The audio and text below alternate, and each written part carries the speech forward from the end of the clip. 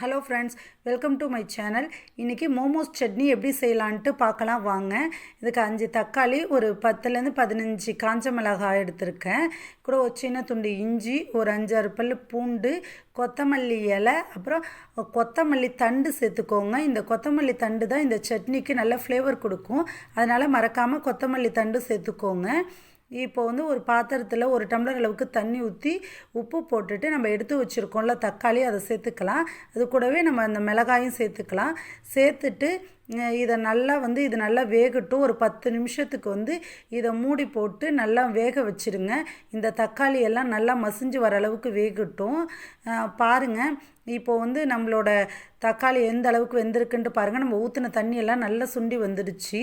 இது நல்லா இப்படி ஆறட்டும். ஆறுனதுக்கப்புறம் இதை நம்ம மிக்ஸி ஜாரில் சேர்த்துக்கலாம். இது கூடவே நம்ம எடுத்து வச்சுருந்தோம்ல கொத்தமல்லி இலை, கொத்தமல்லி தண்டு, இஞ்சி, பூண்டு, அதையும் இது கூட நம்ம சேர்த்துக்கலாம். இதை சேர்த்துட்டு இது கூட உப்பு, அப்புறம் 1 ஸ்பூன் அளவுக்கு ஜீனி சேர்த்துக்கோங்க.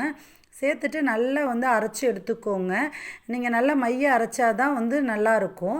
பாருங்கள், இந்த மாதிரி நல்லா அரைச்சிக்கோங்க. நம்மளோட மோமோஸ் சட்னி இப்போ ரெடி ஆகிடுச்சு.